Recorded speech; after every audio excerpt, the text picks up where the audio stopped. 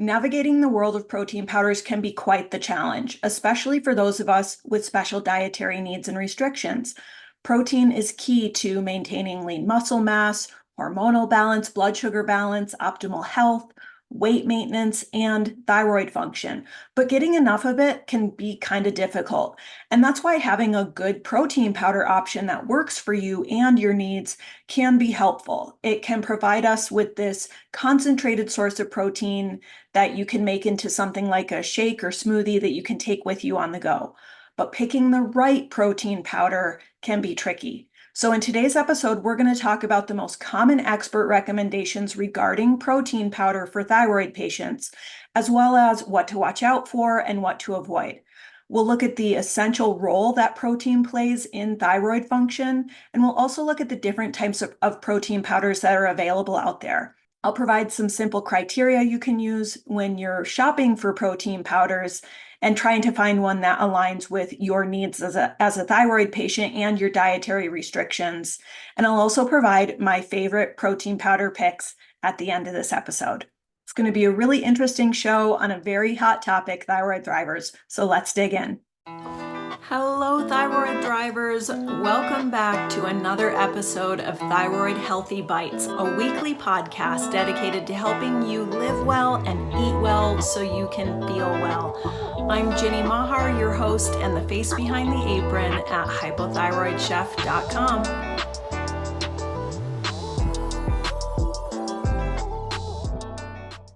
Hello, Thyroid Thrivers, and welcome back to the show. I want to thank you for being here with me today. I know you have a lot of choices out there, so I really appreciate you tuning in today and spending this time with me to talk about a really hot topic, protein powders, and how to pick one. This is something that's really popular, it's really trending, and there's this just absolute ocean of choices out there. And a lot of those choices out there for protein powders are frankly not very good. So it can be kind of a needle in a haystack affair to find one that's right for us.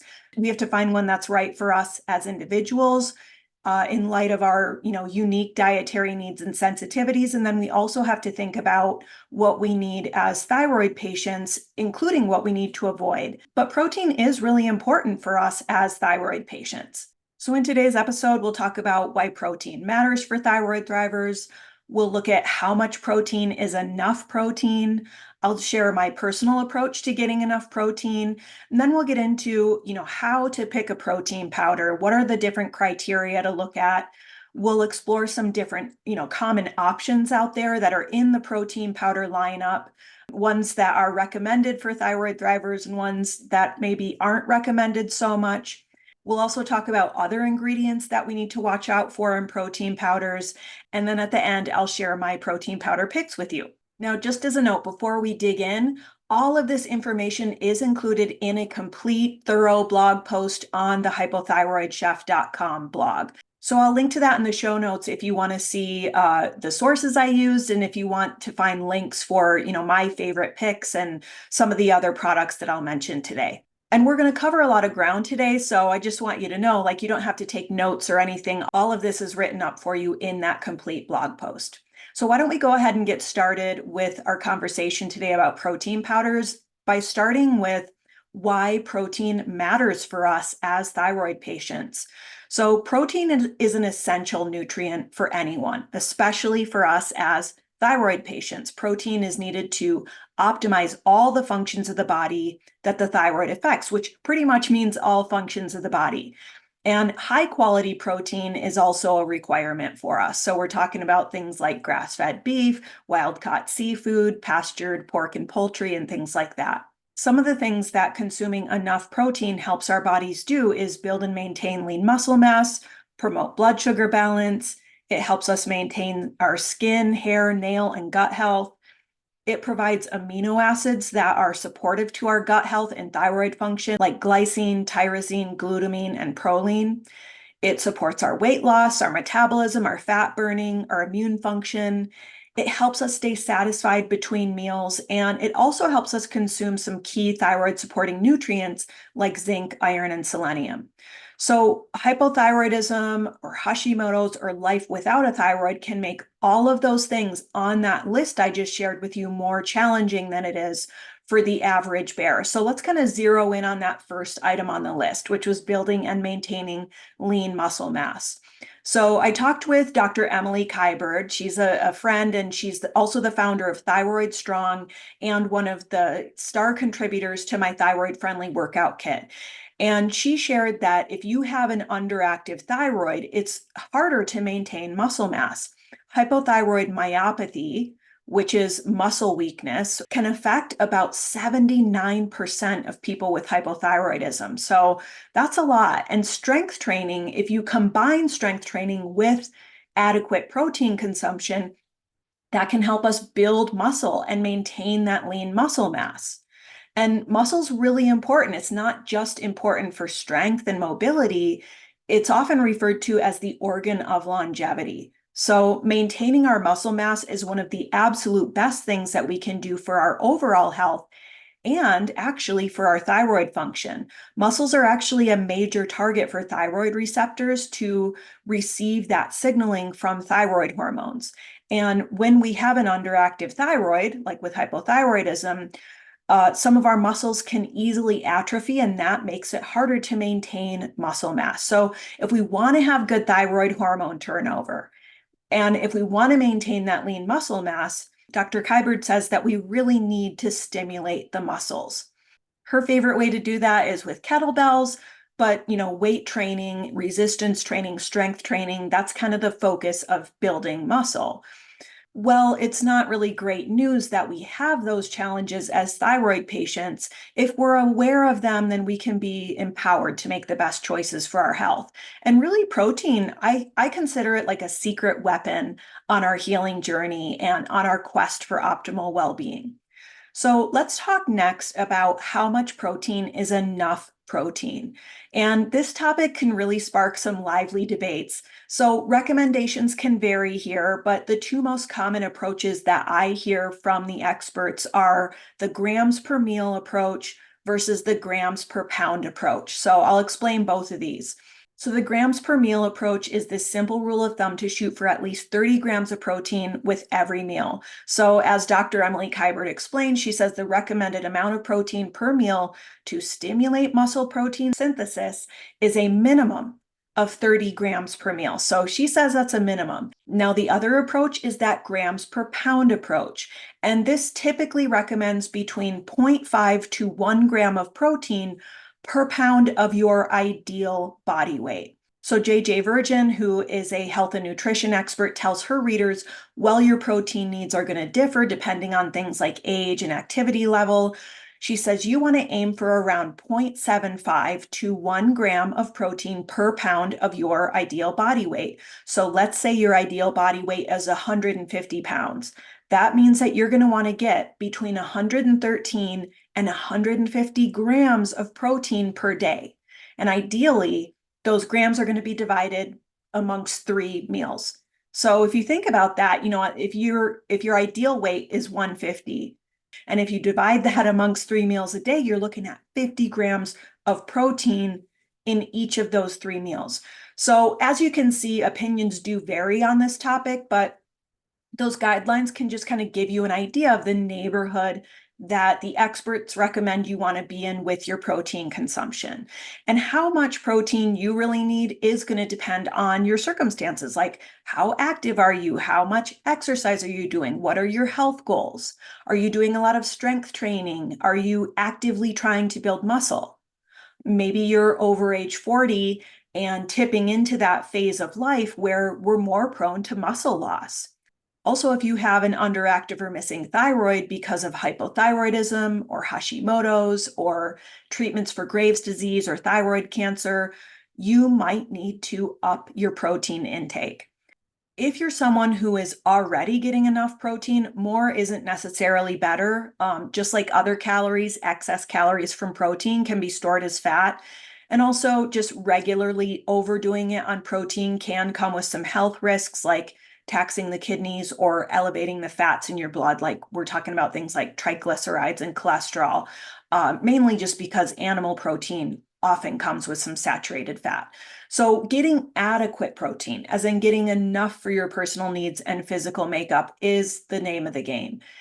What I see in my coaching practice, where I work mostly with women who have hypothyroidism or Hashimoto's and who tend to be very weight and calorie conscious, is I feel like it's a lot more common that we're not getting enough protein.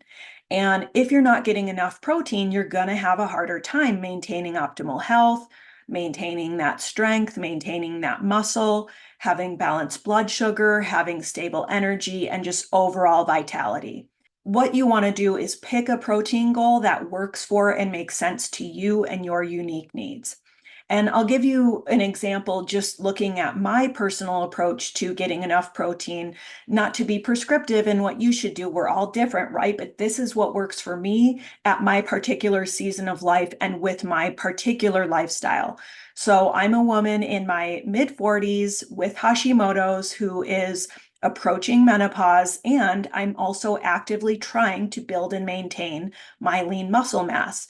So I shoot for at least 30 grams of protein per meal at a minimum. And that usually puts me between 90 and 120 grams of protein per day, like just shooting for that. That's sort of the neighborhood that I typically end up in. I'm a person who I don't do well with a lot of dairy, so the vast majority of my protein comes from meat, fish, and poultry. I also do eat legumes, so, lentils, beans, there's some protein in nuts and things like that. I eat a really varied diet. I shoot for a lot of color and diversity and a lot of plant foods in my diet, but the most of my, complete protein I am getting from those sources of animal protein. Now, depending on the source, between 3 and 6 ounces of animal protein is usually going to do the trick in helping me hit that 30-gram mark. We don't need to be eating the Fred Flintstone steak at every meal to get enough protein.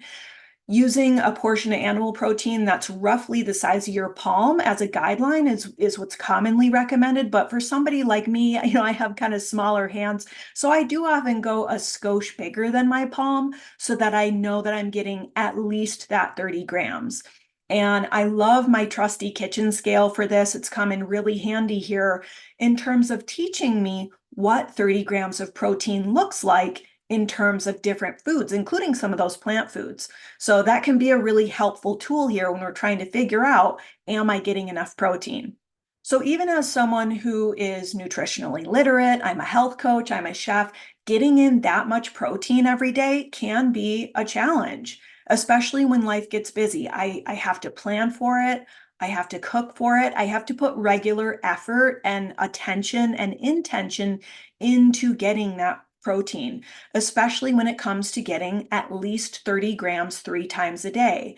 And that, I think, is the magic of finding a good protein powder that works for you, because you can just take a quick scoop or two, add it to some nutrient dense plant foods, maybe some water or coconut water, your favorite dairy-free milk or something, whip it up in the blender, and you've got this convenient shake or smoothie that can be really helpful for those busy days or for a post-workout recovery drink. And it's also, I find, a really great way to stay satisfied between meals. And also, it helps me really reduce cravings.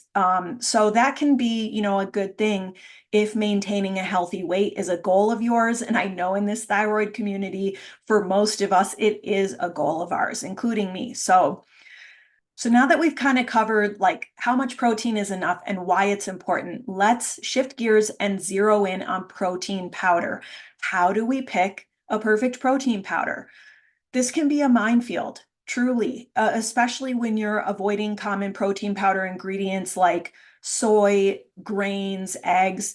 And then if you add to that this hurdle of like uber long ingredient lists and hidden sources of sugar and artificial ingredients, it really can be like finding a needle in a haystack. It takes some seriously fancy footwork to pick the perfect protein powder. And my beef with protein powders is that honestly, most of them are full of a lot of junk. They're made with questionable ingredients. They could be harboring scary things like heavy metals or stimulants or even crazy amounts of iodine, which can be disastrous for thyroid patients. So when you're trying to pick that perfect protein powder, start by thinking about what you do and don't want in it. And what I recommend here is just get out a piece of scrap paper and make a list of criteria that's based on your preferences as well as your health goals. So here's my basic list of what to look for in a thyroid-friendly protein powder. I want it to be a complete protein source. I want it to be free of gluten, dairy, added sugar, and soy. Ideally, I want it to be free of erythritol, which is a sugar alcohol.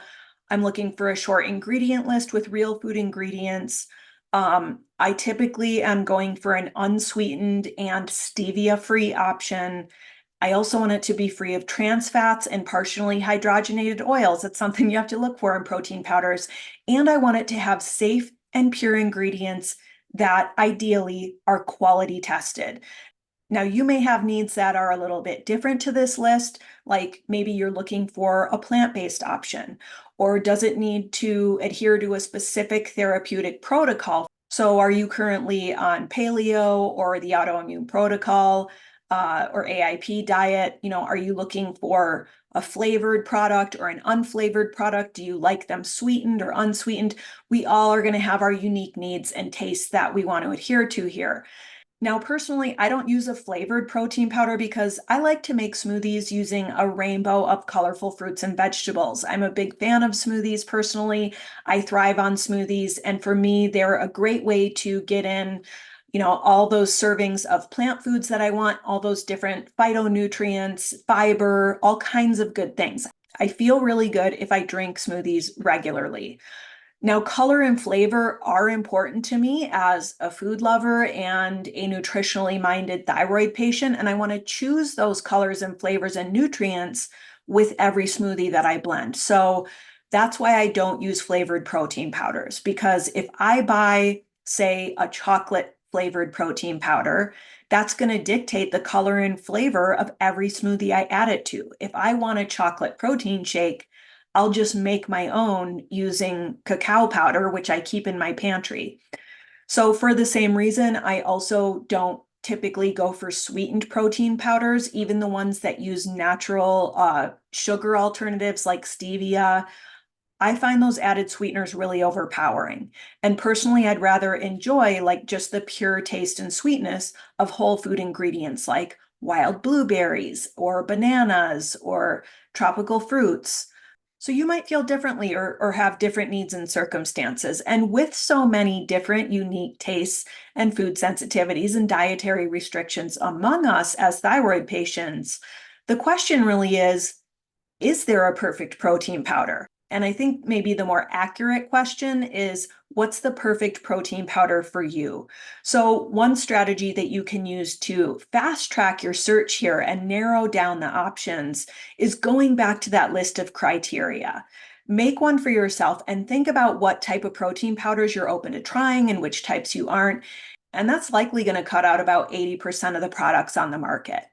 So why don't we take a quick look at some of the different choices and options that you have with protein powders, and this will help you identify what your ideal criteria are so that you can refine that search.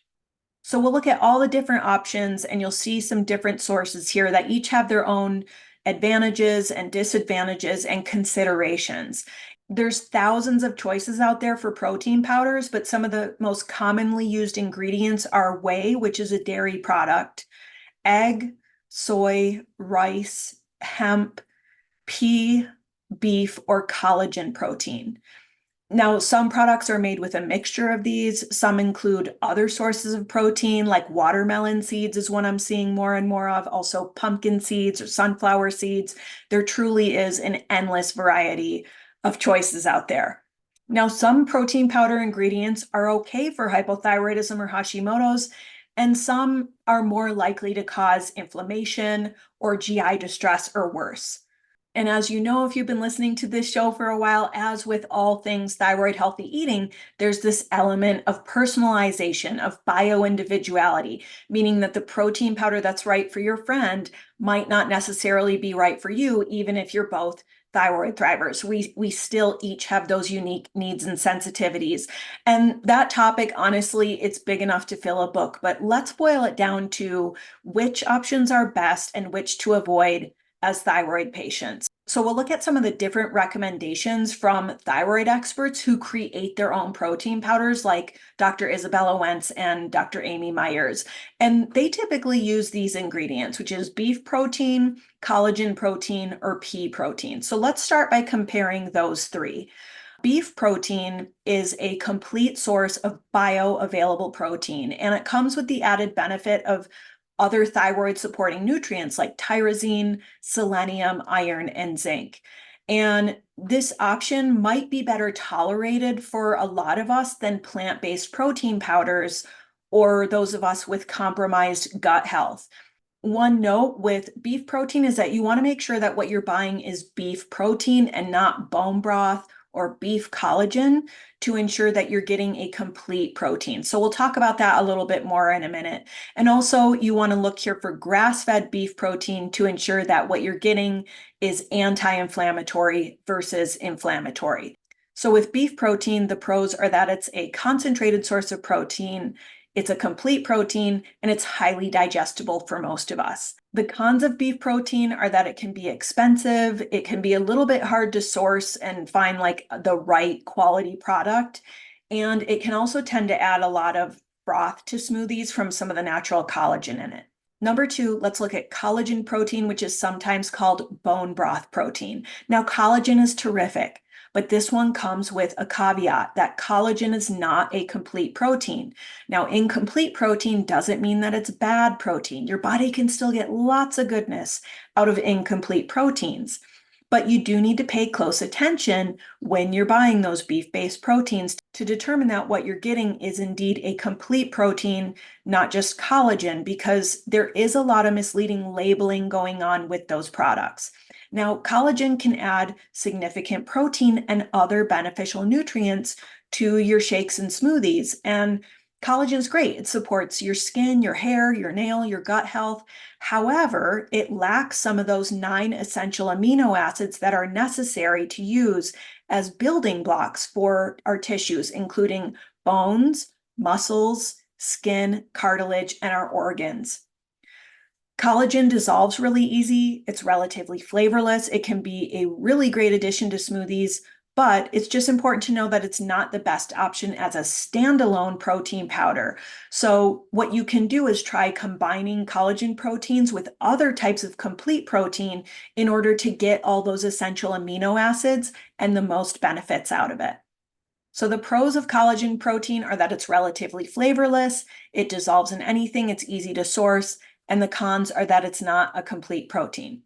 Number 3 is pea protein, which is a complete plant-based vegan protein source. It has a relatively mild taste. Peas are a legume, so this option isn't paleo or AIP friendly. Some of us are sensitive to legumes and we might have a little bit harder time digesting them, but pea protein can be less inflammatory and more digestible than like whey or egg-based protein powders. So one thing with pea-based protein, you always want to look for organic pea-based protein powders to avoid GMOs. So the pros with pea protein are that it's plant-based, it's easy to source, it's a complete protein, and it can be relatively inexpensive. The cons with pea protein is just that legumes are difficult for some to digest, which can cause gas and bloating, and pea protein sometimes can have a bit of a chalky texture. Now, a lot of products contain a blend of different proteins, and there's numerous other types of proteins that were on that list, like that watermelon seed protein, for example. But those top 3 seem to be the most commonly recommended and reviewed. So let's take a look at some other types of protein that are common, but they do come with some caveats and cautions that we need to be aware of as thyroid patients. So 2 types of protein powder that may be less ideal for thyroid thrivers. Number 1 is hemp protein. So hemp is what's known as a borderline complete protein, which means that it has all 9 of those essential amino acids that we need to create new tissue, but it doesn't have enough of some of those amino acids to be considered a true bona fide complete protein. Hemp is really high in fiber and omega-3 and omega-6 fats. One big downside with hemp is that it has a really strong taste. And I find that it just totally overpowers a lot of smoothie ingredients. So a scoop of hemp protein might work in some smoothies, but I personally don't feel it's a great option for everyday use. So the pros with hemp protein are that it's plant-based, it's relatively affordable, it has lots of good healthy fats and fiber. The cons with it are that strong, overpowering flavor and that it is a borderline complete protein. So second on this list of protein powders that are kind of like borderline or just less ideal for thyroid thrivers is rice protein. So rice protein can be easier to digest than whey or egg protein, but it isn't considered a complete protein. So it's got to be combined with other proteins in order to be complete. One kind of unique thing about rice is because of the way it's grown in these watery beds or paddies, it can end up being really high in heavy metals, especially arsenic. So using rice protein daily might not be the most thyroid friendly choice. So the pros of rice protein are that it's plant-based, it's relatively inexpensive, and it's easy to source. And the cons of rice protein is that it's an incomplete protein and it could be high in arsenic or other heavy metals. Now, we each have to make our own choices about which protein powder is right for us, but it's just important to be aware of some of these issues that are present in certain options. There are some protein sources that really just need to be approached with caution. So we'll look at a few more common types of protein powder, and we're going to wrap this up by looking at three of the least suitable options for thyroid patients. So these three are like what I would consider the most risky for us as thyroid thrivers. Number one is whey protein. So this is kind of interesting because whey is considered anti-inflammatory for people who tolerate dairy. On the flip side, it's considered inflammatory for those of us who are sensitive to dairy. And for thyroid patients, that means most of us. Whey is a dairy byproduct, and therefore it contains those dairy proteins like casein and lactose. And that can lead to bloating and gas, diarrhea, constipation, joint pain, leaky gut, and all kinds of other symptoms that we end up with from eating foods that are either inflammatory in general or inflammatory for us. Again, with anti-inflammatory eating, there is that strong bio-individual component of it isn't just looking at what's generally considered inflammatory or anti-inflammatory, it's what's inflammatory for you. How does your body react to it? And what I hear from the experts is that most thyroid patients do have some sensitivity to dairy. Number two on this list is egg protein. So kind of like dairy, eggs can be a really good source of protein for some of us and troublesome for others. So this really depends on whether or not you're sensitive to eggs. And many of us are to different degrees. The problem in eggs is often the lysozyme, which is this protective enzyme that can be inflammatory in some people with autoimmune disease or thyroid issues. And those potentially problematic proteins or enzymes are going to be really concentrated in an egg-based protein supplement, which is going to make egg protein just a risky option for us as thyroid patients.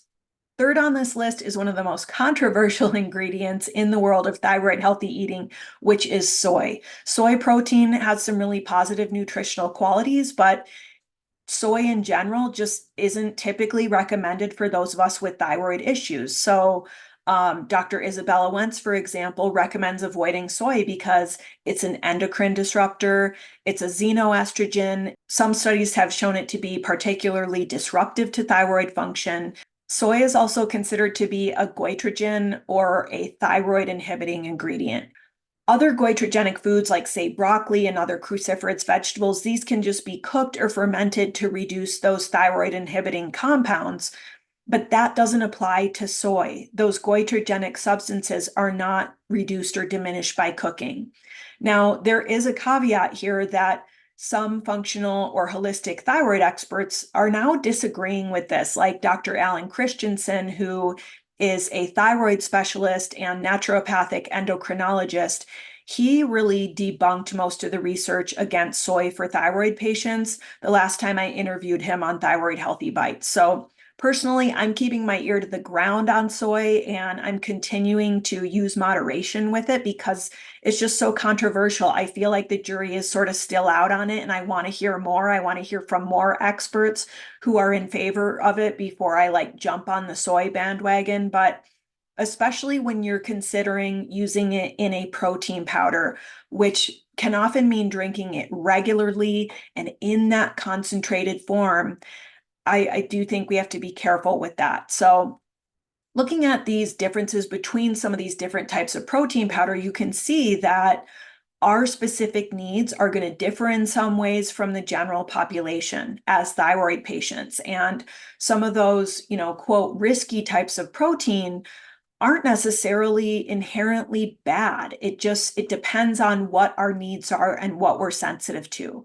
So all three of those last three options also, they have their unique health pros and then they have some cons. So when there's so many of us who are like intolerant to dairy or prone to food sensitivities to things like eggs, or when so many of us are trying to avoid thyroid disrupting foods like soy, for example, those options can be less appealing. And if you're drinking a protein shake or smoothie on a daily basis that it includes those ingredients, that risk is kind of multiplied. So my thinking is, why not choose a type of protein that's less likely to trigger inflammation and other issues for you? Hey, Thyroid Thrivers, Jenny here. I just want to pop in with a quick message that if you're listening to today's show and thinking, I'm ready to learn more about this thyroid healing journey, about what foods to eat, what foods to avoid, one of the best ways to do it is to sign up for my free thyroid-friendly grocery guide. This features over 130 delicious, colorful, nutrient-dense foods we can eat. So this list is gluten-free, dairy-free, soy-free, refined sugar-free, and free of processed foods.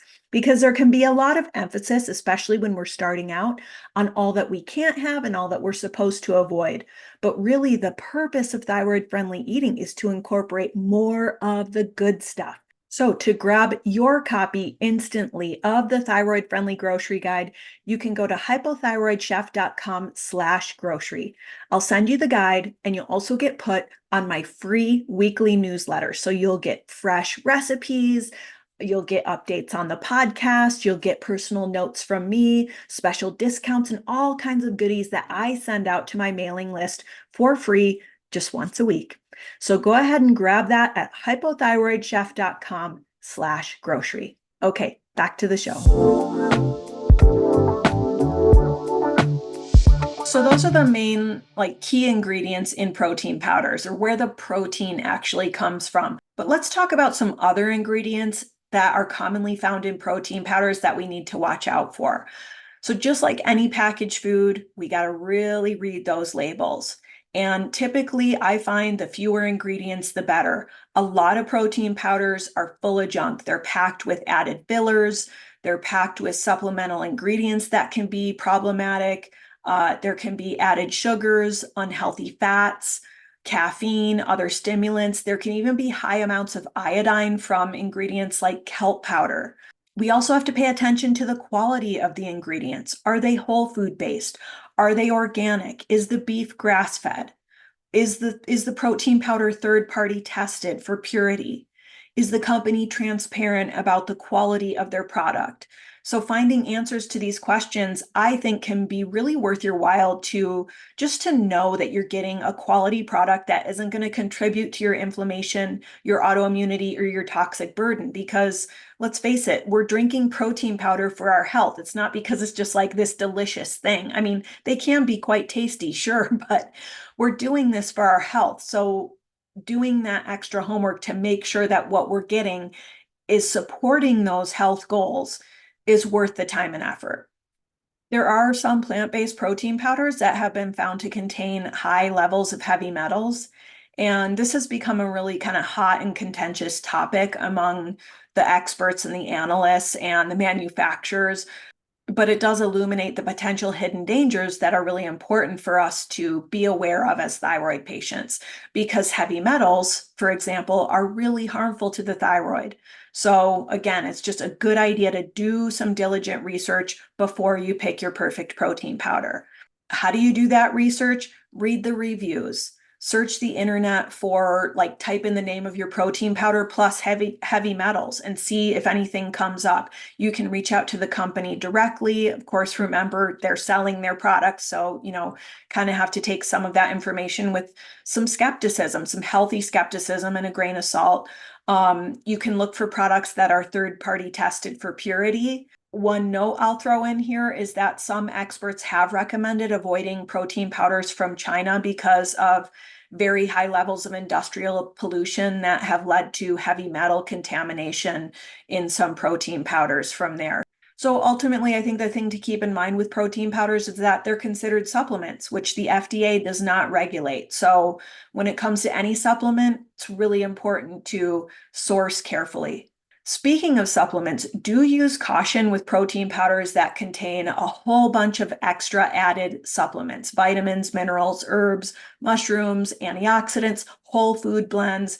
When a protein powder contains like this laundry list of additives, even if they're healthy ones, the trouble is it can really become impossible to isolate food sensitivities or reactions.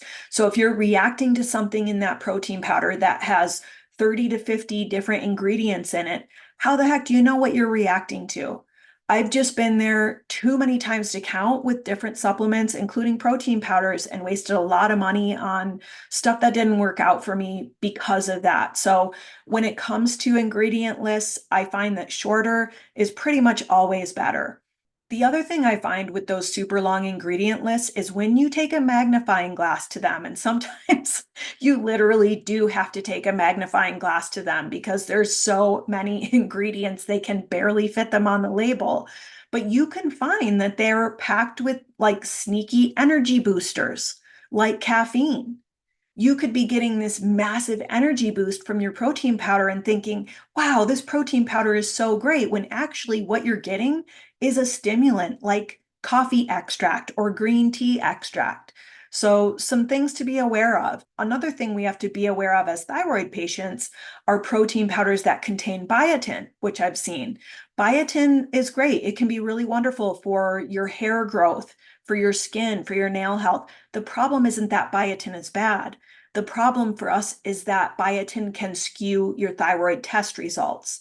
So according to the American Thyroid Association, they say biotin use can result in falsely high levels of T4 and T3 and falsely low levels of TSH, leading to either an incorrect diagnosis of hyperthyroidism or that the thyroid hormone medication dose is too high.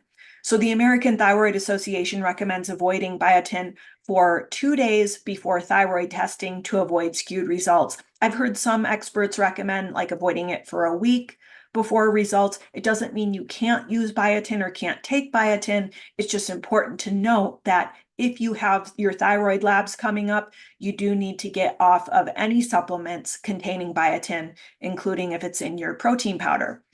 Supplements are a really big money industry, and with that lack of FDA regulation, it really is buyer beware. And I love my supplements. My supplements are my little superheroes fighting the good fight in my body, but we have to be skeptics. We have to do our research. We have to use a critical eye to shop for supplements of any kind, especially as thyroid patients and including protein powders. So with all that in mind, I'm going to share my favorite protein powder picks. So you know what my criteria is, like kind of what I've based this on. I've tried a lot of different protein powders. I've had to kiss a lot of frogs before I found my protein powder prince, so to speak, and only 2 made the cut for me. Sadly, quite a few of the protein powders that I sampled, some of them I just couldn't do the taste. Usually it was because of super high amounts of natural sweeteners like stevia. Some of them caused a lot of GI upset, like gas or bloating or even constipation. some of the protein powder products I tested just tainted the flavor of the smoothies that I use them in with these really overpowering flavors or colors or textures. And again, that's part of what helped me narrow my search criteria to looking for a plain, unflavored, unsweetened protein powder with a short ingredient list. I also want to just recognize here that there are countless protein powders I haven't tried. It would be impossible to try them all, even if I narrowed it down to like what I consider the, thyroid healthy ones. And I've heard from so many of you who love your chosen protein powders.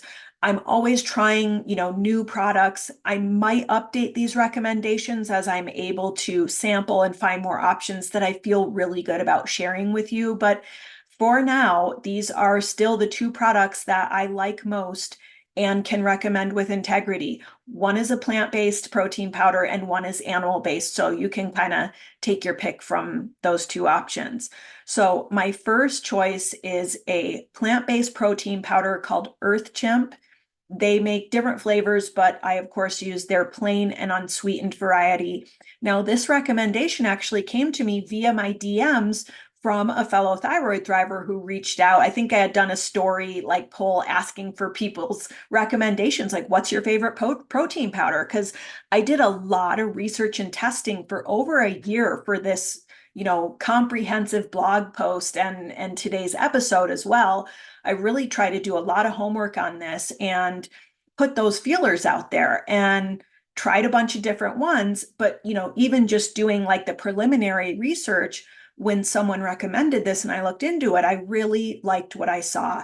What I liked is that Chimp has this pure and relatively simple ingredient list of organic plant-based ingredients. Each item on the ingredient list was a whole food that was recognizable to me and that made sense. Like, I understand why this is in there. I also really liked that it had some of my favorite anti-inflammatory ingredients like turmeric and blood sugar balancing cinnamon. So I decided to give it a shot and I'm really glad I did. So what Chimp is this handcrafted blend of pea, pumpkin, coconut, and sunflower protein. And one serving provides 21 grams of protein and 5 grams of fiber. So that's in a 2-scoop serving. So it is, a pretty substantial amount of protein powder that you're putting into your, smoothies or shakes in order to get that amount of protein. Another thing I like about Chimp is that it's about half the price of animal-based protein powders that I like. It was created in Dublin, Ireland by this couple. It was an athlete, doctor, husband, wife team, and they just got really tired of searching for the quality that they were looking for in a plant-based protein shake, so they made their own. And like other plant-based protein powders, I would say this one can be a little bit more tricky to acclimate to in terms of digestion. That fiber level is high, and fiber is good, right? We like fiber, but if you have compromised gut health, as a lot of us thyroid thrivers do, that can be a little bit tricky. It may not be right for you at this point in your healing journey or your gut healing journey. But if you feel like this is a good option for you, I would just say it's a good idea with really usually I find any plant-based protein powder to just plan to kind of ease onto it gently because they typically have that extra fiber. So if you just blast yourself with that all at once, you might end up with, some uncomfortable gas and bloating and things like that. But if you just start gradually and work your way up, which is what I did, then it's just a lot easier on your system. And whereas I've definitely had, some GI discomfort from certain protein powders, this one, my system really seemed to tolerate quite well. So I really enjoyed it. I thought it had, a nice, like neutral taste. I didn't mind the texture so much. So the pros of Chimp are that it's relatively affordable. It has really clean and simple ingredients, and it is a complete protein. The cons are that, like a lot of plant-based products, there is a little bit of chalkiness. I think it's very mildly chalky. It didn't bother me personally. For some, it could cause, that gas and bloating that we talked about, especially at first. It does have a bit lower protein content per serving versus my favorite beef-based protein powder, which I'll share with you next. And there are lower servings per bag because it's got, you have to use like the 2 scoops. Also, some people might not want some of the supplemental ingredients in this, like it does contain some probiotics and digestive enzymes. Personally, I appreciated those ingredients, but again, like these are my picks. My picks might not necessarily be right for you, but yeah. So that's Earth Chimp Organic Vegan Protein Shake Mix. My next choice, and this is really my number one choice, is an animal-based protein powder called Bwell by Kelly LeVeque. It's the one that I use and like and pretty much always keep on hand now is her unflavored grass-fed protein powder. Now, to be honest, I had never heard of Kelly LeVeque before I started this hunt for the perfect protein powder, but as it turns out, she's got a very loyal fan base. She's a celebrity nutritionist and wellness expert. I think she's in the LA area.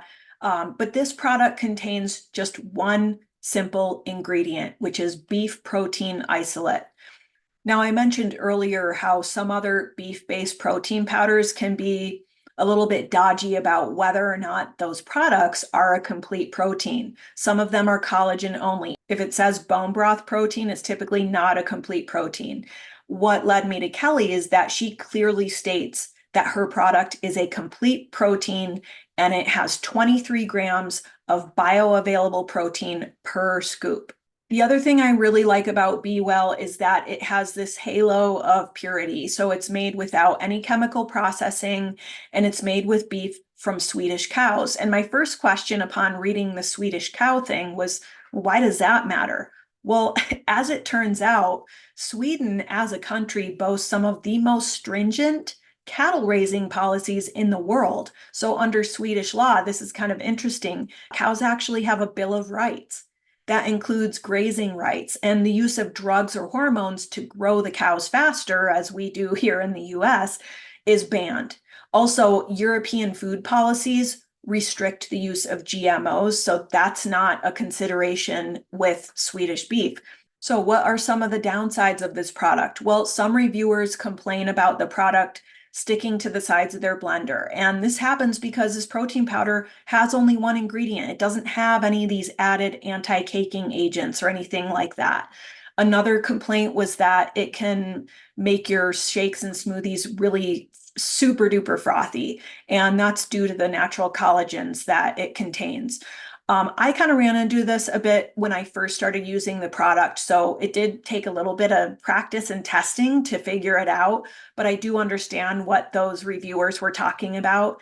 And I also found that it's a really easy problem to fix. So if you put this protein powder in the bottom of your blender as a first ingredient, it's just going to get stuck to the bottom of the blender. As soon as water hits it, it's going to like form this kind of thick paste and it'll just get stuck there. So you don't want to do that. And yes, it can also get really, really frothy if you put it in and then blend it at really high speeds for a long time. So the easiest way to prevent this, I've found, is just put all your smoothie ingredients into the blender, except for the protein powder. Blend everything up until it's basically ready to drink. And then with your blender on low speed, you plop in the protein powder as it's running, like just in the center of the well, and mix that at low to medium speed just until it's incorporated. And if you add it at the end this way, that's just going to prevent any of that clumping or sticking or excessive frothing. So the pros of Bwell grass-fed beef protein powder by Kelly LeVeque are that it's a complete protein. It has a high protein content. It has quite a mild taste given that it's a beef product. I find it's very easy to digest. It's grass-fed beef, and it's also paleo and AIP compliant. The cons of this product are that it's pretty expensive. It can stick to the sides of the blender if you're not, used to how to use it. And for some people, it can add that frothiness that some people find unappealing, but again, really easy to avoid if you just know how to do it. Both of these products are really just my two favorites. I like having a plant-based one and a beef-based one because dietary diversity is a great way to ensure that we're getting the variety of nutrients that we need to thrive. So I typically keep both of these products on hand and I'll alternate between the two, or sometimes I'll put a half a scoop of each one into my smoothies. And what I like about doing that is that it also kind of minimizes any of those less desirable effects like frothiness from the grass-fed beef powder or that added like texture from the plant-based one. I do want to add a bonus recommendation here for Great Lakes collagen peptides. I have to give a shout out to Great Lakes as a source of protein and gut healing amino acids. Collagen is amazing for supporting our skin, hair, nails, and joint health. All of these are things that we thyroid thrivers can use some extra help with. I love this product and I've been using it in my smoothies and in my morning matcha for years. But as we already discussed, it is important to know that collagen is not a complete protein. So to address this, what I do is I just combine a scoop of the collagen peptides with another source of complete protein, like either of the two protein powders that I just shared with you. Or sometimes I'll just get my protein from, having a side of animal protein, like homemade breakfast sausage or something like that. And collagen protein is still protein. And I'll say it again, incomplete protein does not equal bad protein. It just lacks some of those 9 essential amino acids that our bodies need to use it for cell repair or the production of tissues like organs, bones, muscle, cartilage, and skin. And adding those essential amino acids to our smoothies and protein shakes in some other form can help us utilize more of that incomplete protein from the collagen peptides and help ensure our bodies are getting everything that they need to thrive. So the pros of Great Lakes collagen peptides is that it's high in amino acids like glycine, which can be particularly supportive to our intestinal health. It supports our skin, hair, nails, and joint health. It's really easy to source. It's reasonably priced. It dissolves in any liquid, hot or cold, and it is virtually tasteless and textureless. The cons, again, are that collagen is not a complete protein. So I'll leave it up to you to decide which of these products fits your current needs.